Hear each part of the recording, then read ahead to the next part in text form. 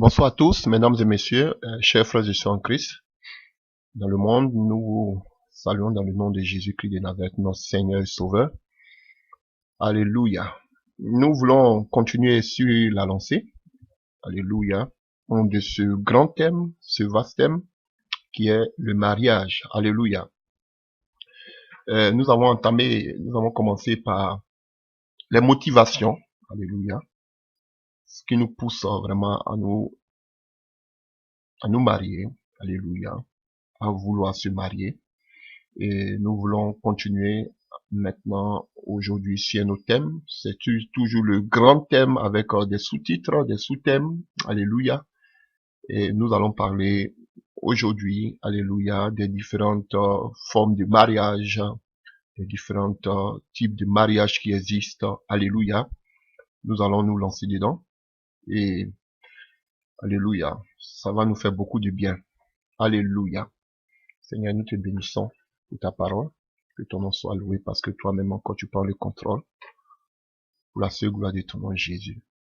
Et transforme les vies, fortifie les vies, sanctifie les vies par ta parole. Ta parole, esprit et vie. Et nous savons que ta parole est ancrée en nous, Seigneur. Que cette parole, éternelle Dieu, produise en nous les fruits de la repentance, produise en nous les fruits, éternel Dieu, du changement. Par ton esprit, que ton esprit arrose, Seigneur. Et que nos vies ne soient plus les mêmes, Seigneur. Dans le nom puissant de Jésus-Christ de Nazareth. Fortifie tous ceux qui sont tombés. Fortifie tous ceux qui traversent par des moments difficiles. Fortifie tous ceux qui souffrent par des tribulations. Dans le monde entier. Fortifie tous tes serviteurs qui prêchent ton évangile, Père, qui sont outragés, qui sont persécutés. Tous ceux qui souffrent dans les prisons. Tous ceux qui souffrent dans les hôpitaux. Seigneur, tu es le Dieu de compassion, le Dieu de bonté et le Dieu d'amour. Père, tu n'es pas venu pour perdre, mais tu es venu pour racheter. C'est pourquoi, Seigneur, qui peut guérir si ce n'est que toi? Qui peut sauver si ce n'est que toi? Parce que ton nom même est salut. Nous te donnons toute la gloire. Que ton nom soit adoré pour l'éternité. Au nom de Jésus-Christ de Nazareth. Alléluia. Chers frères et sœurs, nous allons commencer. Alléluia. Déjà, nous avons plusieurs sortes, types, si je peux le dire ainsi, de mariage. Alléluia. Déjà, c'est que nous pouvons dire, alléluia, nous savons que le mariage est une institution divine instaurée par Dieu, alléluia. Et nous savons que déjà dans la Bible, alléluia, le mariage était une histoire de famille. Oui, je voudrais le dire et je voudrais le préciser. Alléluia. Quand vous prenez toute la Bible, quand vous prenez l'ancienne alliance, vous prenez la nouvelle alliance, vous voyez que la Bible nous est claire. Le mariage, alléluia, a toujours été une histoire de famille. Et nous savons que les premiers chrétiens, alléluia, dans la nouvelle alliance, que ce soit dans la nouvelle alliance, comme dans l'ancien, se mariaient selon les coutumes de leur pays d'origine. Donc, le mariage était familial, et on sait que le mariage unissait deux familles. Alléluia. Donc, et vous pouvez le voir si nous prenons la Bible dans le livre de la Genèse, nous voyons le mariage d'Isaac, alléluia, et Rebecca. C'était une histoire de famille. Alléluia. Et quand vous prenez aussi, alléluia, le mariage de Boaz, alléluia, et de Ruth, vous voyez que Boaz s'est marié à Ruth, alléluia, en tenant compte de la tradition juive. Il s'est marié à partir de la tradition juive. On parlait du rachat. Alléluia. Voilà. Elle devait être mariée à quelqu'un qui faisait partie de la famille de son mari. Alléluia. Qui avait le droit de rachat sur elle. Vous voyez? Donc, ça, c'était à partir de la tradition juive, pour ne pas dire que c'était quelque chose qui était déjà dans la parole de Dieu par le canal de Moïse. Alléluia. Et quand nous entrons maintenant dans la nouvelle alliance, alléluia, on voit que la Bible, dans le Nouveau Testament, on ne voit pas des images à part Cana, le mariage de Cana, où Jésus-Christ apparaît comme un invité. On ne voit pas Jésus bénir un mariage. On ne voit pas un lieu être pris, alléluia, pour célébrer un mariage. On voit ici encore que c'était un mariage familial. Donc, le mariage a toujours été une histoire de famille qui unissait deux familles. Alléluia. Et aujourd'hui, ce mariage dit familial, alléluia, d'ailleurs je vais rebondir, Jésus n'a pas béni un mariage. Il n'y avait pas de lieu adéquat, alléluia, où on devait célébrer un mariage. Ça n'existe pas. Un local spécial où on devait célébrer un mariage. Ça n'existe pas. Alléluia. Ça n'existe pas. Et généralement, alléluia, le mariage se faisait, alléluia, dans la famille de la future mariée. Alléluia. À part Boaz. Alléluia. Et Cana, le mariage de Cana, à Cana, on ne donne pas plus de précision. Mais vous allez voir le mariage de Rebecca avec Isaac. C'était chez les parents d'Isaac et de Rebecca. Vous allez voir le mariage de Jacob, que ce soit avec Rachel ou avec Léa. C'était aussi chez les parents de la fille, des filles des différentes femmes. Alléluia. Donc, c'est comme ça que se faisait le mariage. Alléluia. Ça se passait dans la famille de la future mariée. Alléluia. Et nous allons parler de ça en long et en large. Alléluia. Lorsqu'on parlera des fiançailles. Alléluia. Voici la raison pour laquelle Jésus-Christ de Nazareth, l'église qui a été tirée de lui, de sa côte. Alléluia. Qu'on va parler d'Éphésiens 7. Jésus vient ici pour fiancer, et qu'on appelle pour fiancer l'épouse. Alléluia. Ici, c'était à la d'autant par son sang poteau de la croix. Et il vient chercher son épouse pour la ramener maintenant chez lui à la maison, qui est le ciel, là où on va faire passer les noces. Alléluia.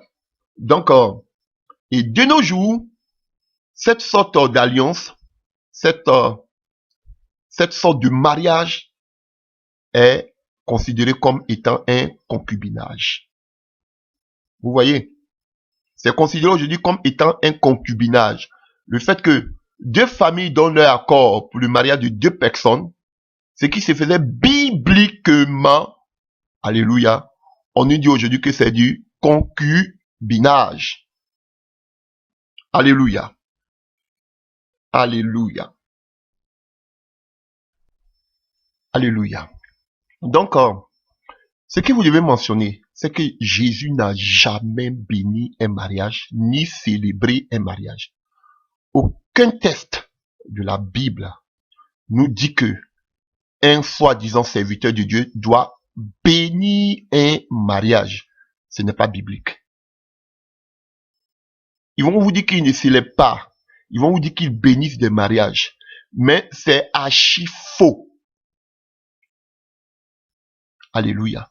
On ne bénit pas un mariage. Alléluia. On n'a pas vu Jésus bénir un mariage. On peut soutenir des mariés dans la nouvelle vie, mais dit que on doit célébrer un mariage dans une église, alléluia, locale, ou bien que le pasteur doit bénir un mariage, alléluia, ce n'est pas biblique. Ce n'est pas biblique. Alléluia. Je voudrais le mentionner.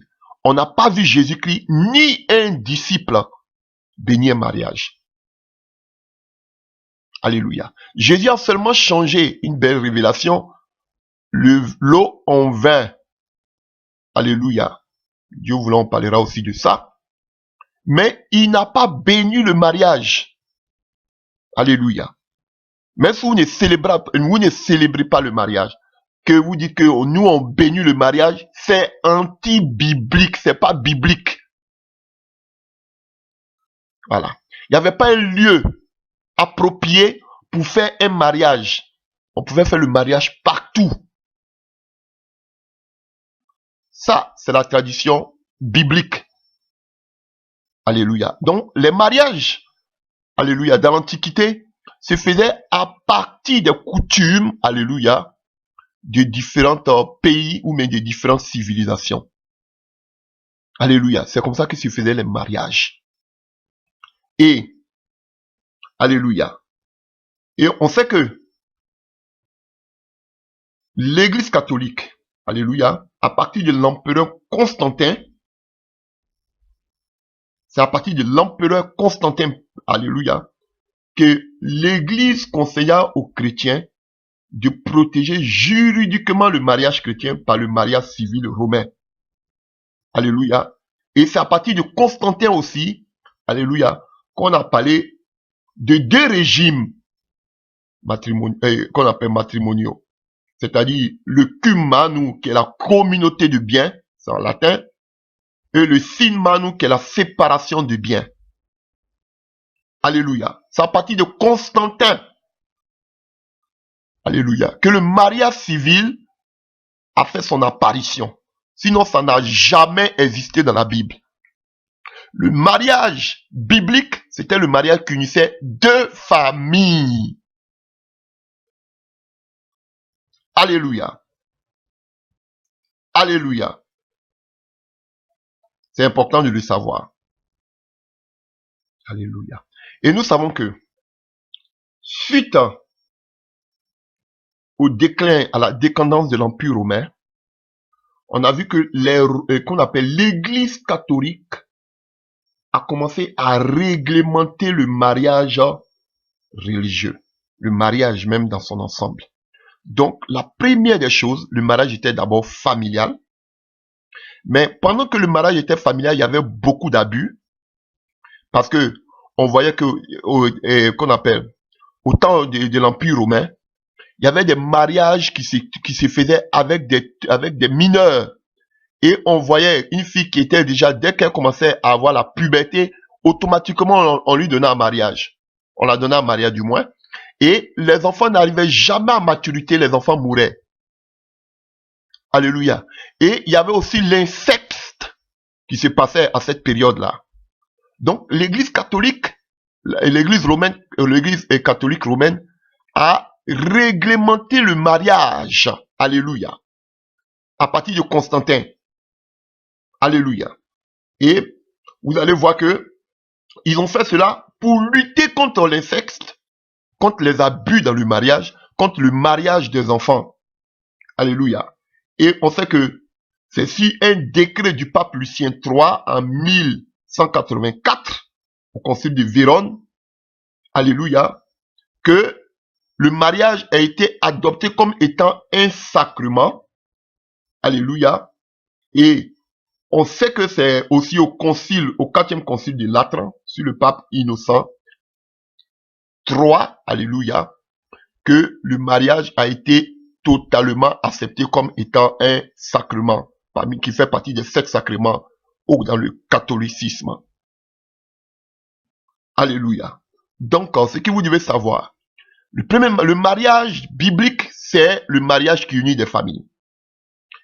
Et après cela, il y a eu, qu'on appelle avec, on sait que Constantin, après, on va parler de Néron tout à l'heure, alléluia, avec l'édit de Milan, il a arrêté toute la persécution que Néron avait entamée contre les chrétiens, alléluia, et on sait que Constantin qui a politisé l'église de Christ, alléluia, qui est devenu le christianisme avec toutes sortes de paganisation païenne, alléluia, d'apostasie, il a beaucoup de traductions, alléluia, sont entrées dans l'église. C'est lui, Constantin. Et c'est le même qui a initié le mariage civil Parce qu'à l'époque, après les mariages qui se faisaient en famille, maintenant, il fallait qu'il y ait un représentant religieux, alléluia, et on sait que le mariage religieux, alléluia, c'est un mariage qui se passait dans le cadre d'une religion. Il fallait qu'un prêtre puisse célébrer, ou bien maintenant de nos jours, un pasteur puisse célébrer le mariage dans le cadre d'une religion pour que elle soit admise, pour que les personnes soient admises comme étant des époux. Alléluia. Et dans le passé, ça s'est fait jusqu'à aujourd'hui, alléluia, il y a des pays, alléluia, où déjà celui qui fait un mariage religieux est en même temps reconnu comme étant un mariage civil. Alléluia. Par exemple, quand vous allez prendre le pays, l'Espagne, tu peux déjà célébrer ton mariage devant, qu'on appelle un prêtre ou un pasteur, alléluia, et à la fin de la célébration religieuse, alléluia, vous pouvez signer l'acte de mariage et l'amener, qu'on appelle, au niveau de la commune, et vous êtes déclaré comme étant marié. Beaucoup de pays avaient adopté le mariage religieux. Alléluia. Et on sait que c'est le catholicisme romain qui a commencé avec le mariage religieux. Alléluia.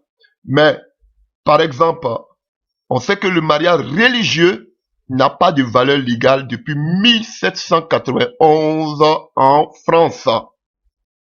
Alléluia. Il y a beaucoup de pays qui acceptent le mariage religieux, mais ils vous disent, avant qu'il y ait un mariage religieux, il faut que d'abord il y ait un mariage civil. Par contre, il y a d'autres pays, le fait que quelqu'un, un pasteur ou un prêtre, célèbre un mariage, il est en même temps automatiquement reconnu de façon civile. Alléluia. Et c'est le cas du Royaume-Uni, de l'Irlande, de l'Italie par exemple, de la Pologne, même de l'Espagne dont je viens d'énumérer.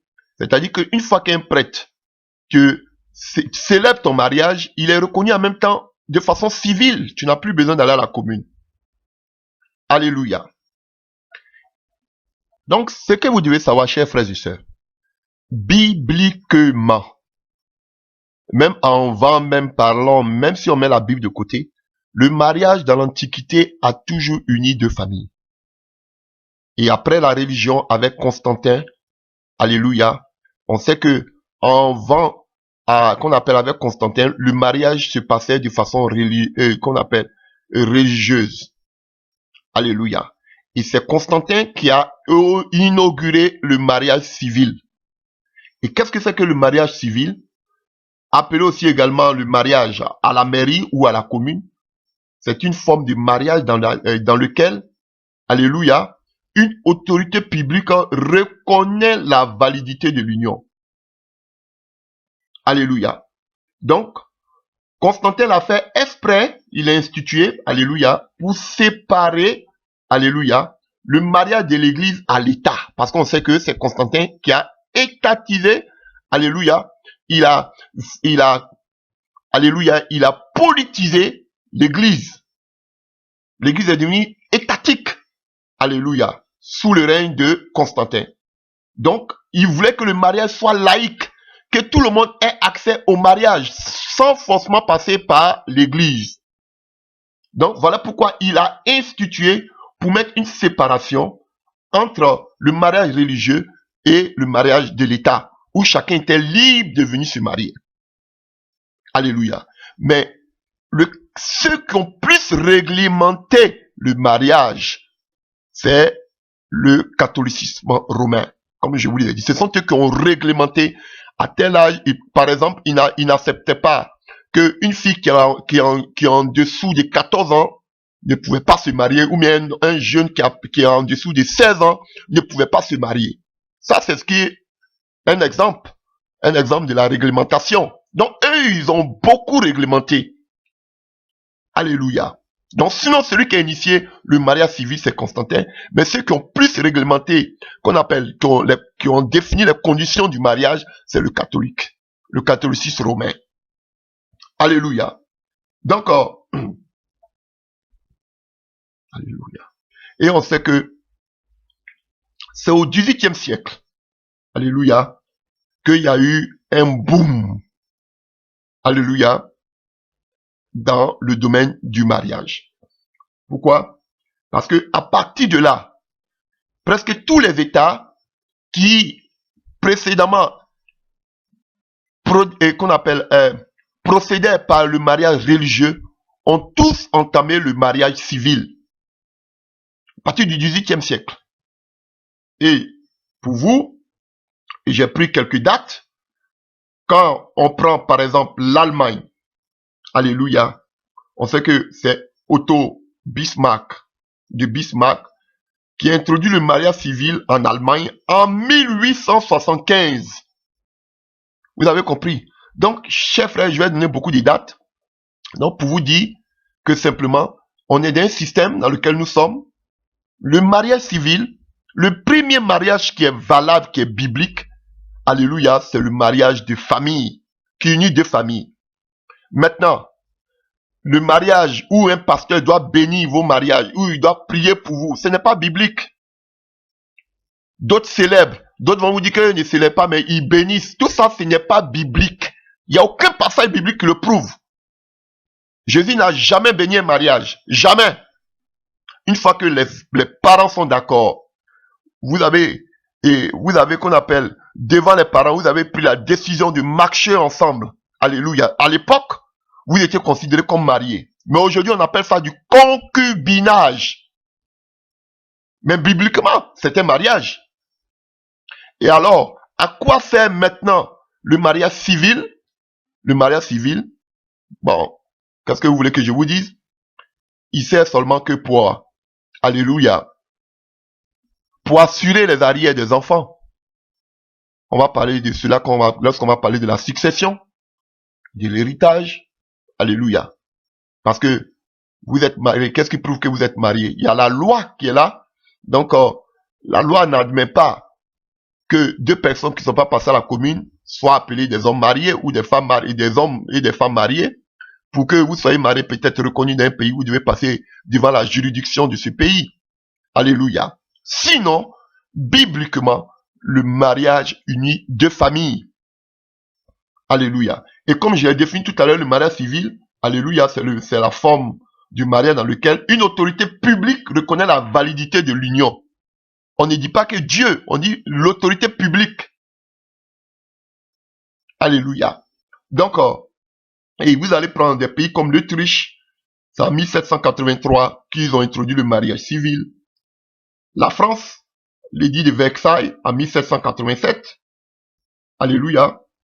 Mais je voudrais dire quelque chose en ce qui concerne la France. Alléluia.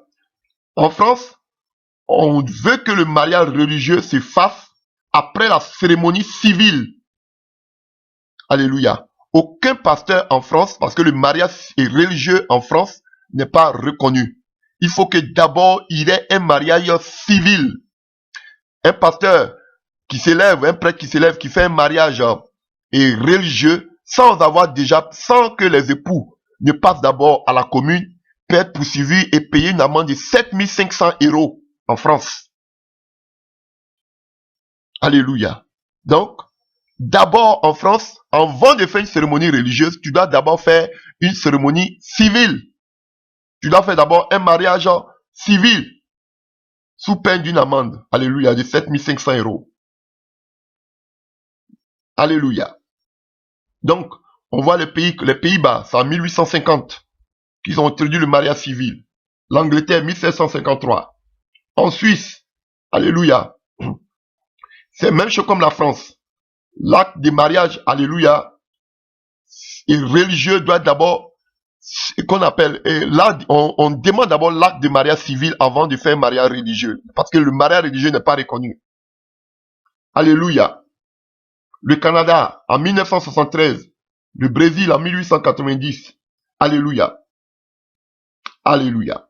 Mais un pays comme l'Espagne, le mariage civil est reconnu. Le mariage aussi, qu'on appelle religieux, est reconnu. Les pays comme l'Italie, une partie des États des États-Unis, aussi, le mariage là-bas est reconnu. Alléluia. Le mariage religieux. Et voici un pays qui sort de l'ordinaire, c'est l'Israël. Alléluia. Contrairement à tous ces autres pays qui admettent le mariage civil et qui délaissent le mariage religieux, l'Israël est un des seuls pays qui n'accepte pas le mariage civil sur son territoire. Alléluia. En Israël, on reconnaît seulement que le mariage religieux devant un rabbin pour les juifs et devant un imam pour les musulmans. Il n'admet pas, en Israël, il n'existe pas de mariage civil. Seulement qu'un mariage religieux. Alléluia. Mais ils reconnaissent le mariage qui a été effectué en dehors de leur pays. Lorsque vous arrivez dans leur pays, ils reconnaissent ce mariage. Mais sur leur territoire, ils ne font pas de mariage civil.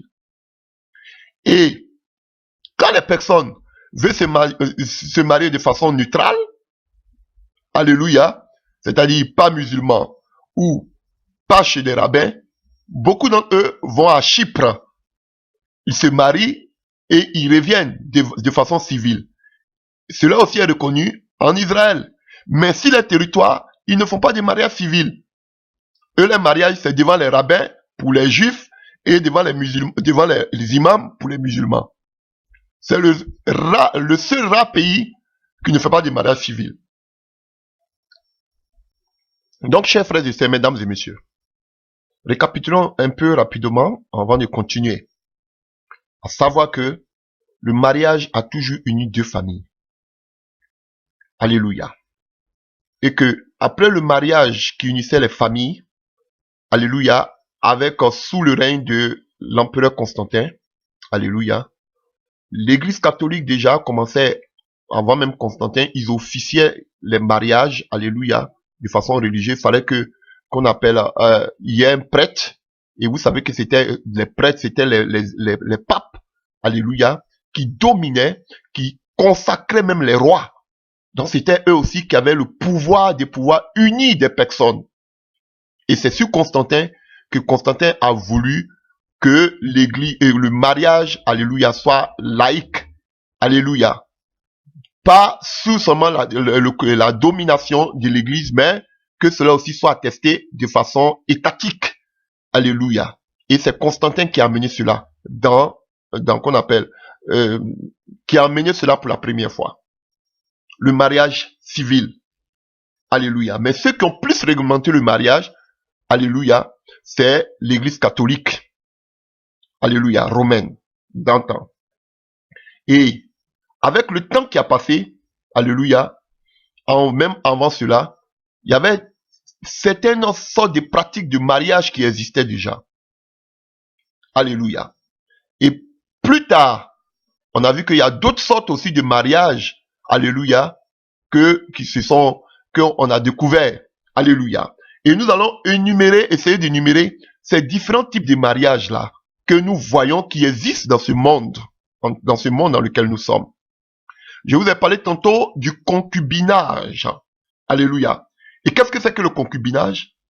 Le concubinage, alléluia, c'est la situation de deux personnes adultes, alléluia, qui vivent déjà ensemble de façon durable, sans avoir célébré leur union de façon officielle devant, alléluia, devant une autorité civile.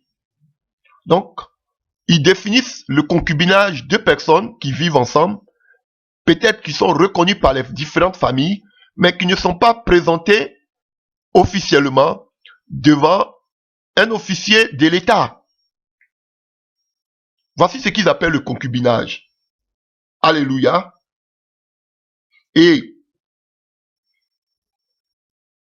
Mais quand on parle de concubinage, c'est un peu péjoratif, c'est un peu insultant. Alléluia. Mais on parle de cohabitation. Ils cohabitent ensemble. On parle de cohabitation parce que quand on dit concubinage, ça sonne pas trop bien. C'est comme si ce sont des copains-copines. Vous voyez? Alors que peut-être beaucoup se sont présentés devant la famille. Beaucoup ont fait peut-être une fête familiale. Les deux familles sont déjà au courant de leur union. Comme ça se fait beaucoup par exemple, chez les Turcs. Et vous allez dire qu'ils ne sont pas mariés. Pourquoi? Parce que tout simplement, ils ne sont pas passés ou devant l'officier de la commune. Donc, dire que c'est du concubinage, c'est un peu péjoratif, mais on parle de cohabitation. Alléluia. Mais devant les parents, ils sont comme mariés. Mais l'État va vous dire que non, vous n'êtes pas mariés. Pourquoi? Parce que vous n'êtes pas passé à la commune. Et beaucoup de chrétiens acceptent ce genre de choses. C'est vrai que nous sommes dans des pays, mais, frère, imaginez que mes parents qui sont peut-être en Afrique dans des villages, qui vivent avec les femmes depuis des années, alléluia, qui ne connaissent, peut-être dans des villages qui ne connaissent même pas la commune, vous allez leur dire qu'ils ne sont pas mariés, ils vivent en concubinage parce qu'ils n'ont jamais mis les pieds dans une commune. C'est ce que vous voulez me faire croire. Ils sont nombreux comme ça dans des régions qui vivent dans des villages, même dans des communes, dans des villes, qui devant les parents, qui vivent plus de 20 ans, 30 ans ensemble, qui ont des enfants, qui partagent tout ensemble, mais qui n'ont jamais mis des pieds à la commune. Vous me direz qu'ils ne sont pas mariés. Pourquoi? Parce qu'ils n'ont pas mis, comme on appelle, leurs pieds devant un officier de l'État, alléluia, créé par Constantin, le mariage civil, alléluia. Bon, d'autres le disent, il le faut pour éviter le grand bazar. Alléluia. Parce qu'on voit aussi beaucoup de personnes, on va parler de ça tout à l'heure, alléluia, qui se marient avec 2, 3 personnes. Alléluia. On parlera de ça tout à l'heure. Alléluia. Donc, c'est le concubinage. Et le premier pays dans le monde entier, alléluia, qui sont spécialisés, si je peux le dire ainsi, en matière de concubinage ou de cohabitation, c'est le pays, la Suède. C'est la Suède. En Suède, peut-être que des personnes qui viennent de Suède vont m'entendre, mais en Suède, alléluia, on a plus de personnes qui vivent en cohabitation, mais qui ne sont jamais passées à la mairie, qui ne sont jamais passées à la commune, qui ne sont jamais passées devant un officier de l'état de la commune. Le pays qui a le plus haut taux de cohabitation, c'est la Suède. Alléluia. Où beaucoup vivent ensemble, peut-être reconnus des parents, mais qui ne sont jamais, ils ont des enfants, ils ont tout, mais qui ne sont jamais passés devant la commune. Alléluia. Alléluia. Alléluia. On a d'autres pratiques. Alléluia. Ce qui concerne le mariage, on a le mariage forcé. Alléluia. Le mariage forcé, c'est un arrangement, alléluia, des familles qui consiste à marier une personne contre son propre gré, sa propre volonté. Et ce type de mariage est beaucoup répandu, alléluia, en Afrique et en Asie. Alléluia. Et tout cela, je vous dis, on va voir dans la parole de Dieu tout à l'heure, quel est le mariage qui est biblique pour nous. Alléluia. Je suis en train de seulement que vous citez. Et tout ce que je suis en train de citer, ce sont des mariages que les chrétiens ne doivent pas faire. Par exemple, comme ça, la cohabitation. Si vous déjà, devant tous les parents, vous avez fait cette union, vous êtes reconnu des 2 familles, maintenant, allez-y encore un peu plus loin. Alléluia. Vous présentez au devant de qu'on appelle des autorités de là où vous vivez. S'il y a des autorités là, et devant la loi, régulariser cette situation. Alléluia. Voilà. Et le mariage forcé, qui consiste à marier une personne contre son propre gré, ça aussi, c'est anti-biblique. Et c'est une pratique qui est beaucoup répandue en Asie et qu'on appelle et en Afrique. Alléluia. Et vous allez voir que plus de 33% des filles en Inde se marient avant 15 ans. En Inde, la plupart des filles se marient tous avant 15 ans. Parce que déjà, elles sont enfants, on les donne en mariage. Alléluia. On parle des différents types de mariages qui existent. Alléluia. On a le mariage par enlèvement. Alléluia. Dans laquelle la conjointe est enlevée de force à sa famille. Et c'est un type de mariage. Et c'est comme ça, c'est un mariage aussi. Et c'est un type de mariage qui est répandu en Asie centrale et en Éthiopie, où on vient, on t'enlève, la personne dit en même temps, je la marie. Alléluia. Ce sont des choses peut-être que vous n'avez jamais entendues. Alléluia. Alléluia. On a aussi le mariage des enfants qui existe, le mariage des personnes non majeures. Alléluia. Et on sait que les filles sont les plus touchées en Asie, au Moyen-Orient et en Afrique, comme je l'ai dit tantôt. Alléluia. Et voilà pourquoi, comme je vous ai dit tout à l'heure, le catholicisme romain a réglementé le mariage et ils disent comme ça qu'il ne peut pas célébrer le mariage d'une fille qui n'a pas 14 ans. Bon, 14 ans, elle est encore mineure. Bon, ça, ce sont les vieux tests. Bon, il ne peut pas marier quelqu'un qui est en dessus de 16 ans. Alléluia. Et quand j'ai fréquenté une école théologique, je voyais des jeunes de 17 ans qui se mariaient. Ah, le frère, j'étais enragé. Je n'acceptais pas cela. Je me suis opposé farouchement. J'ai dit non, ce sont des enfants. Le mariage, c'est pas un jeu d'enfants. Alléluia. Mais, ils disent laissez-les, ils vont faire eux-mêmes le parcours, et puis bon. Mais je me suis vraiment opposé à cela. Ils n'avaient pas 18 ans, mais ils se lançaient dans le mariage. Devant ces doyens de la théologie. Des gens de 18 ans, des gens de 19 ans qui se mariaient. Bon. Alléluia. On aura le temps de parler de l'âge. Alléluia. Et tout ce que nous sommes en train de citer, ce sont des unions illicites. Des unions que je n'encourage pas. Alléluia. Bon. La cohabitation sur les familles ou le concubinage, je n'aime pas ce mot. La cohabitation, si les familles sont déjà au courant, du moins, ils sont au courant de votre union, alléluia. En quelque sorte, c'est un mariage. Mais, s'il y a des lois qui sont là, s'il y a des autorités, allez-y un peu plus loin pour régulariser cette situation vis-à-vis des autorités. Vous mettez en bonne relation avec les autorités. Il faut que nous vivions en paix. Alléluia. Avec la loi qui passe sur la parole de Dieu. Alléluia. Envers les autorités. Alléluia. Ça ne fait pas de mal d'aller régulariser une situation. Alléluia. Donc si vous pouvez le faire, faites-le. Alléluia. Nous avons aussi un type d'union.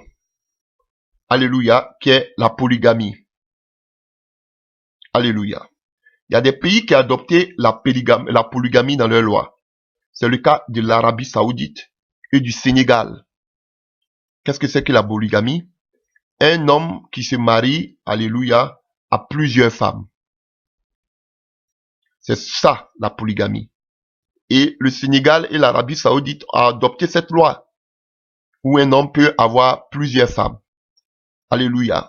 Parce que dans la religion musulmane, cela n'est pas interdit, puisqu'on dit que Mahomet avait 4 femmes, mais la loi va te dire, et le Coran va te dire que tu dois prendre soin d'eux au même titre.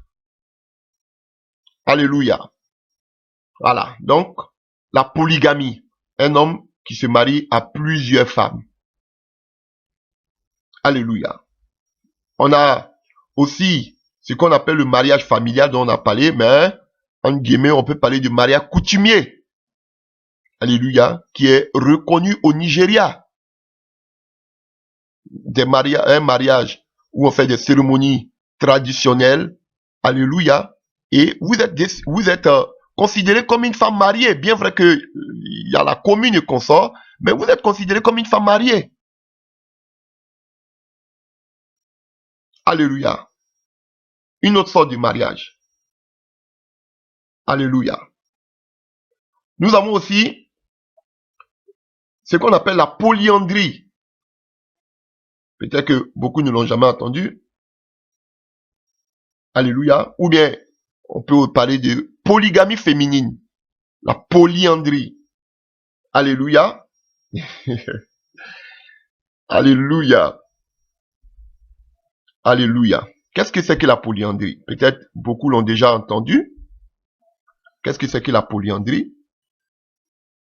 Alléluia. C'est le mariage d'une femme à plusieurs hommes. Avec plusieurs hommes. Une femme qui marie plusieurs hommes. Vous vous posez la question si ça existe. Oui que ça existe. La polyandrie ou la polygamie féminine. Alléluia. Et dans l'Antiquité, c'était vraiment monnaie courante. Dans les îles Canaries, alléluia, par exemple, chez les Nigériens, au Nigeria, les Abyssis, même au Congo, alléluia, chez les Lélés du Kasaï, alléluia, qui sont pas loin des Cuba, ça existait aussi dans la forêt amazonienne. Et ce type de mariage est illégal, mais qui est toujours fréquent, toujours, qui existe toujours. Par exemple, on sort au Tibet et au Bhoutan. Donc, ça existe encore ce genre de mariage. Une femme qui épouse plusieurs hommes. Et j'ai même vu un documentaire là-dessus. Et tout ça, ce sont des choses anti-bibliques. On va voir ce que la Bible nous dit en ce qui concerne ces genres d'unions. Pour moi, ce sont des unions illicites. Nous avons aussi le mariage blanc. Oh, ça, on peut passer toute une journée là-dessus. Alléluia. Le mariage blanc. Qu'est-ce que c'est que le mariage blanc? Vous voyez qu'on parle de blanc, on parle de la pureté. Alléluia, la virginité. Mais ici, dans ce contexte, quand on parle du mariage blanc, c'est l'union d'un homme avec une femme. Alléluia.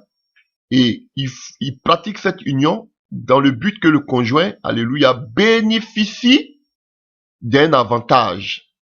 Ça veut dire, par exemple, de la nationalité, par exemple. Alléluia, du titre de séjour. Alléluia. En comparaison de l'un des deux conjoints. À partir et moyennant une qu'on appelle une compensation financière du moins.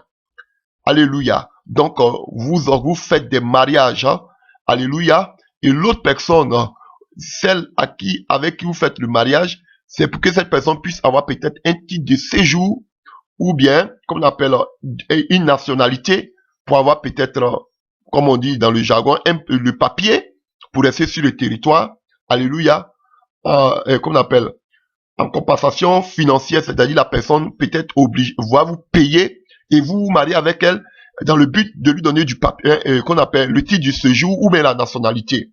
Alléluia. Mais en France, c'est quelque chose vraiment qui est puni par la loi. Et le conjoint qui le fait, il est puni par la loi. Donc, ce sont des mariages que je suis contre. Alléluia. Que bibliquement, c'est la fraude. Alléluia. Voilà. Et ça se fait, c'est dans le domaine même qu'on appelle de l'immigration. Ça se fait et ça se fait.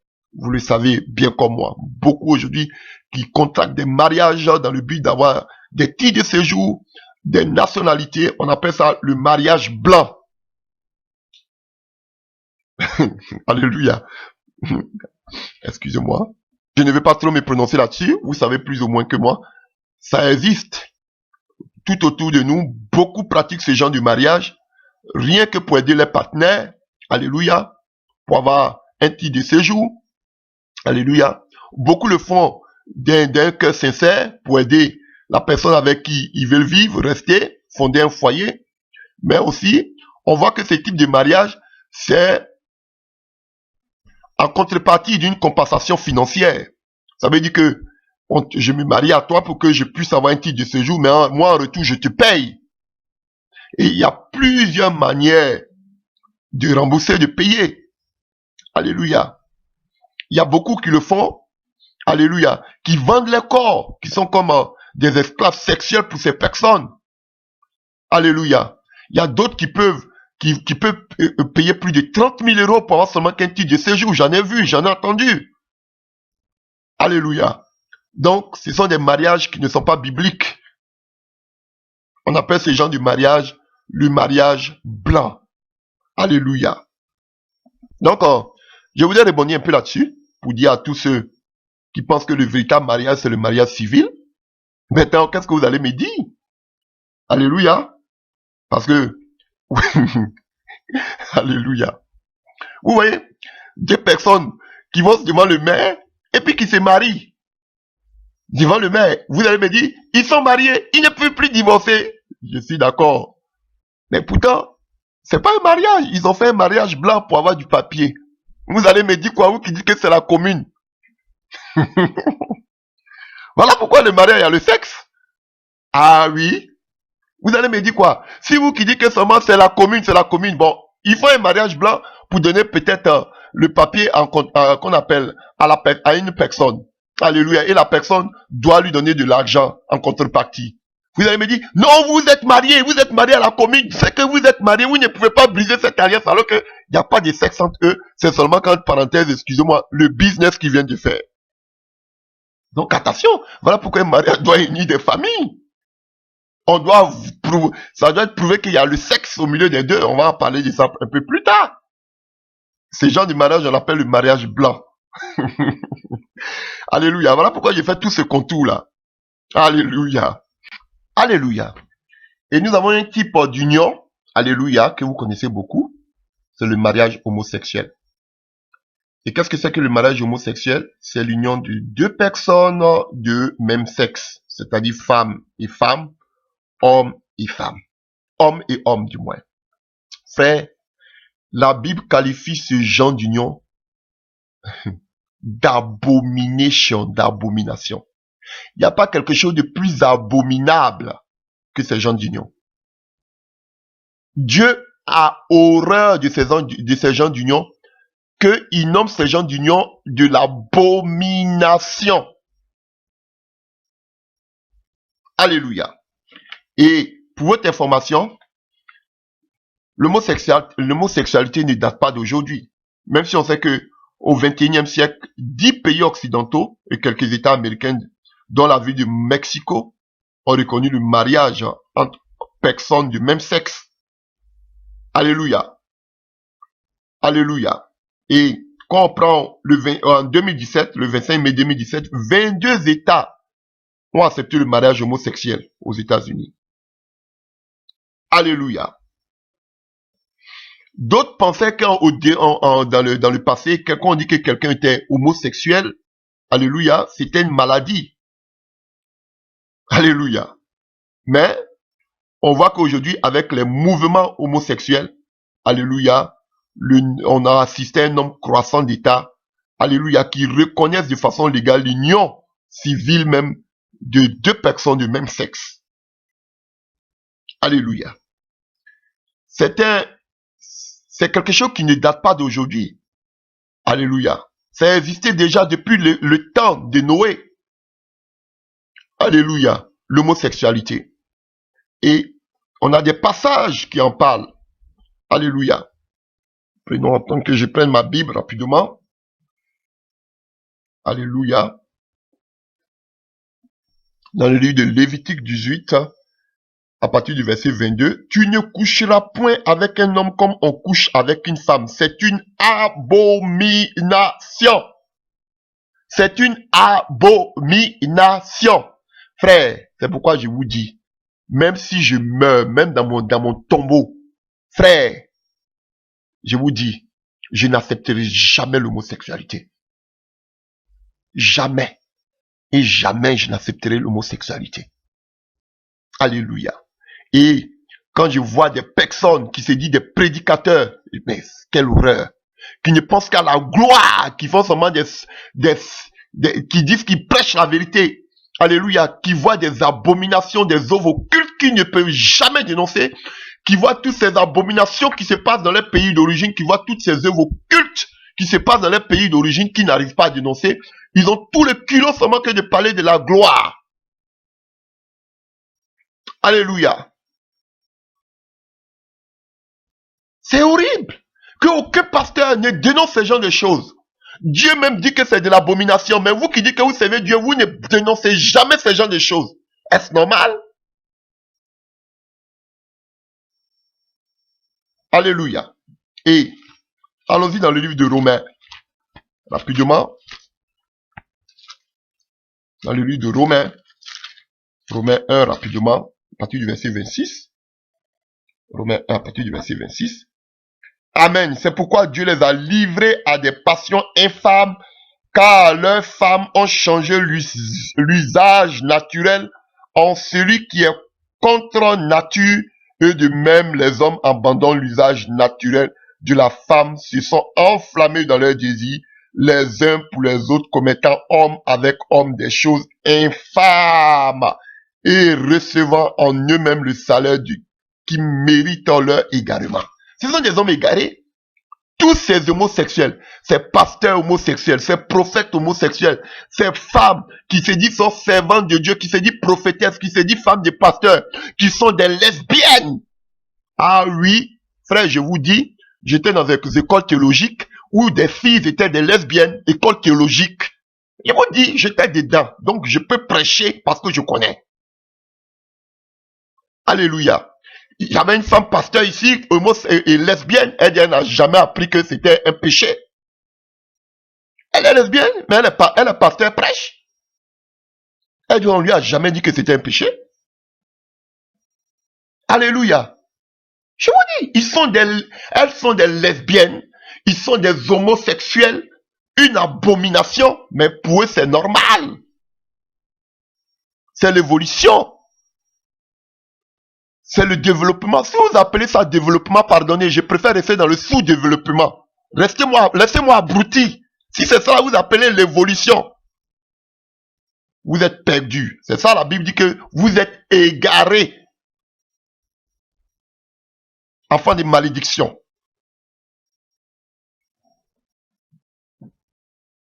Dieu nomme ça il dit que c'est une abomination. Alléluia. Ils ont laissé l'usage naturel. Alléluia. S'enflammant. Même si tu as ta femme, tu dis c'est ta femme, tu n'as pas le droit d'avoir des rapports sexuels avec elle, qu'on appelle de la sodomiser. Si vous voulez, je vais parler un français vulgaire, par l'anus. Alléluia. Vous n'avez pas, Dieu a créé chaque chose à sa place. Excusez-moi, on va parler comme des adultes. Et qu'on appelle le rectum ou l'anus, c'est pour déféquer. Alléluia. La bouche, c'est pour manger, c'est pour adorer Dieu. Les fellations, ou mais je sais pas, votre cunnilingus, ou mais je ne sais quoi. Alléluia. Vous ne savez pas qu'il y avait, j'ai regardé, il y a un acteur américain là. Je sais pas, j'ai oublié son nom. Qui est le mari de Catherine Zeta-Jones, qui a fait Zorro avec Antonio Banderas. Excusez-moi, hein, c'est son mari, j'ai oublié son nom, mais il a un cancer qu'on appelle, il a un cancer il a un cancer des lèvres.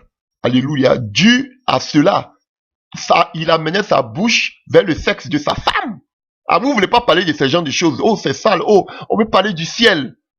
Ah oui, on parle de ça. Parce que vous avez changé l'usuel habituel. Vous êtes devenu des porcs. Vous dites que non, il y a plus on va plus recevoir de joie, mais c'est parce que le Saint-Esprit n'est pas au milieu de vous. Alléluia. Et si tu as le Saint-Esprit, Dieu va jamais te permettre de faire ces abominations. Alléluia. Il s'appelle Michael, quelque chose comme ça. Alléluia. Il a dit officiellement qu'il a un cancer des lèvres, dû à cela parce qu'il mettait toutes ses lèvres dans le sexe de sa femme. Alléluia. Le sexe de la femme, c'est pour uriner, c'est pour avoir des menstrues, c'est pour faire des enfants. Quelle abomination! Alléluia. Alléluia. Et vous savez que c'était des choses déjà qui existaient. Et un abominable empereur. Alléluia. L'homosexualité déjà existait depuis longtemps. Même chez les Romains. Même chez les Grecs. Alléluia. On a un empereur romain comme ça, qu'on appelait Néron. Il était bisexuel. Ça veut dire qu'il avait des relations avec des femmes. Il avait des relations avec des hommes. Néron. Lui qui a persécuté Paul. Qui a persécuté l'église. Qui a fait tuer Paul. Qui a fait tuer Pierre. Il était bisexuel. Il était homosexuel. Alléluia. Et on sait que par exemple, il a épousé un jeune homme qu'on appelle Sporus. Après l'avoir fait castrer, il a castré le jeune et il a marié. C'est Néron, ce fils du diable là, qui a persécuté l'église de Dieu. Alléluia. Il était homosexuel. Bisexuel parce qu'il faisait l'amour avec des femmes et avec des hommes.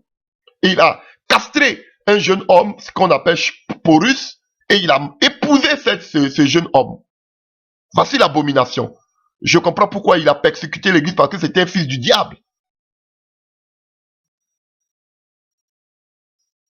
Alléluia.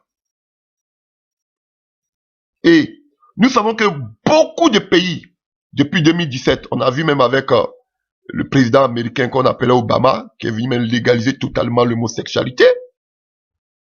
Alléluia.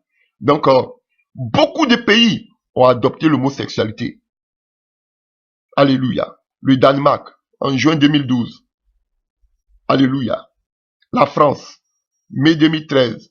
Les Royaumes-Unis, la Suède en avril 2009.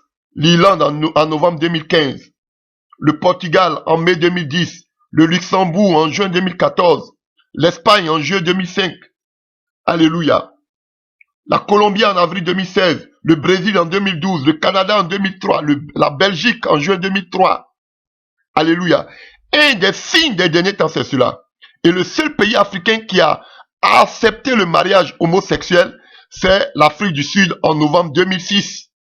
Le seul pays africain. Et, frère, ça ne fait que commencer parce que tous les pays du monde vont adopter le mariage homosexuel. Je vous dis, si tu penses que le mariage homosexuel ne va pas arriver, faut quitter la terre en même temps. Parce que ça va arriver tôt ou tard. C'est un signe des derniers temps.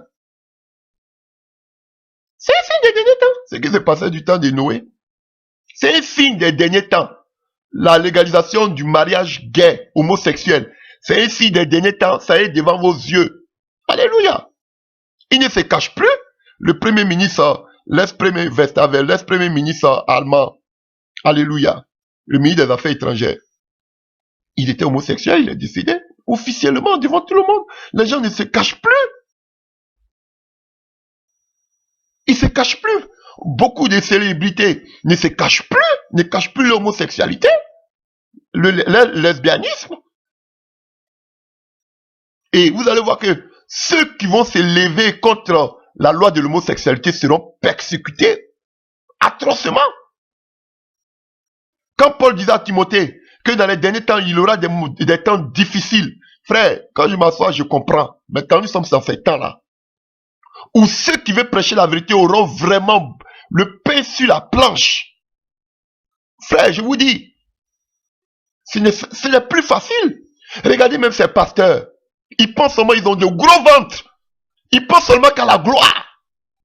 Combien de pasteurs prêchent ce genre de choses? Vous pouvez les compter du bout des doigts. Où sont tous ces kyrielles de pasteurs? On ne les voit plus. Chacun cherche son intérêt. Ils ont pour Dieu leurs gros ventres. Leurs gros ventres. Où sont les véritables serviteurs de Dieu? On ne les voit pas. Voici les temps dans lesquels nous sommes.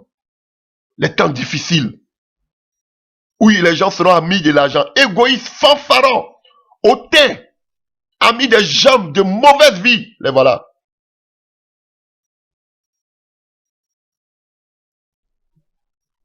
Aimant l'argent même plus que Dieu. Les voilà. Tous des corrompus jusqu'au qu'on appelle dans la moelle épinière. Alléluia. Ils vont vous dire qu'ils prêchent la vérité, mais ils ne dénoncent jamais les hommes occultes. Ils ne dénoncent jamais les faux pasteurs. Ils ne dénoncent jamais les atrocités qui se passent dans leur pays.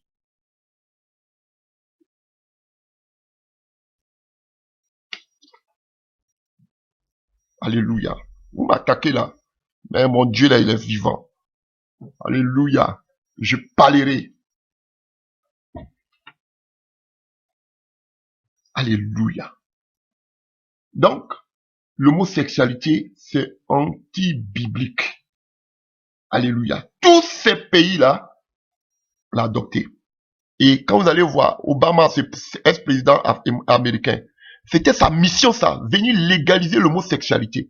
Il partait même en Afrique, voir les pays pour leur dire légaliser l'homosexualité. Alléluia. On a vu pourquoi je ne fais pas de la politique, mais il allait menacer Mugabe pour que ce monsieur-là accepte le mariage gay. Il a menacé beaucoup de pays africains pour qu'ils acceptent le mariage homosexuel. Vous pensez que, frère, ça va passer. Je vous dis. Déjà, vous qui êtes en train de crier, on vous a pas dit que le président Macron qui vient d'arriver là, déjà, il est homosexuel? Bon, il n'y a pas de preuves. Mais ce sont des gens qui vont venir appuyer encore le mariage homosexuel. Restez là.